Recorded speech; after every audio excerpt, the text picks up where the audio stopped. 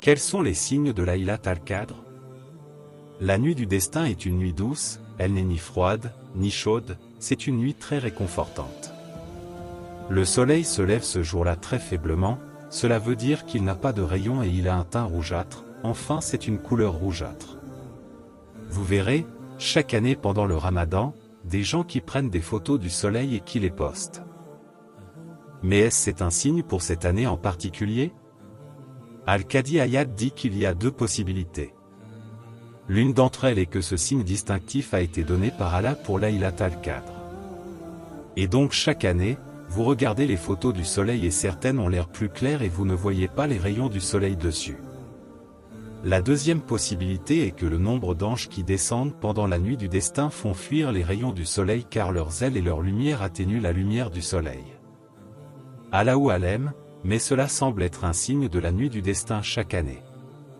Mais imaginons que vous ayez capté ce signe le 22e jour mais que le 23e jour, quelqu'un ait posté une photo, et malheureusement, vous avez dormi toute cette nuit alors que le soleil sur la photo n'avait aucun rayon, est-ce que vous devez simplement vous dire, bon, j'attendrai le prochain Ramadan? Non. Souvenez-vous de ce hadith du prophète, que la paix et la bénédiction d'Allah soient sur lui, cherche jusqu'à la toute dernière nuit. Parce que, imaginez seulement comment vous vous sentirez si une autre photo plus tard pendant le mois de Ramadan et que le soleil avait l'air sans rayon à nouveau. Ou alors, encore plus sans rayon que l'autre jour. Le fait est qu'Allah a laissé des mystères pour que vous restiez vigilants. Et la meilleure partie de la nuit du destin, c'est la dernière partie de la nuit. Plus exactement, c'est le dernier tiers de la nuit. Il faut savoir qu'il y a une heure pendant cette nuit où si vous demandez quelque chose à Allah, il vous donnera certainement tout ce que vous lui demanderez. Donc, faites beaucoup d'invocations pendant la nuit du destin. Les savants disent clairement qu'on ne peut pas affirmer que la nuit du destin est la 27e nuit du Ramadan. Il y a une rotation entre les 10 dernières nuits, c'est tout ce qui est certain. Le prophète a dit que la nuit du destin est une nuit qui voyage, et que ce n'est pas la même nuit à chaque Ramadan. C'est quelque chose qu'Allah a caché afin de permettre à ses serviteurs d'être complets en matière de culte. Il ne faut pas rester assis à ne rien faire, ne pas être fainéant. Si la nuit du destin était le premier jour du Ramadan, les fidèles se diront pourquoi continuer. Comme ils auront déjà prié une nuit qui équivaut à 1000 mois. C'est pourquoi Allah a caché volontairement quand se déroule cette nuit.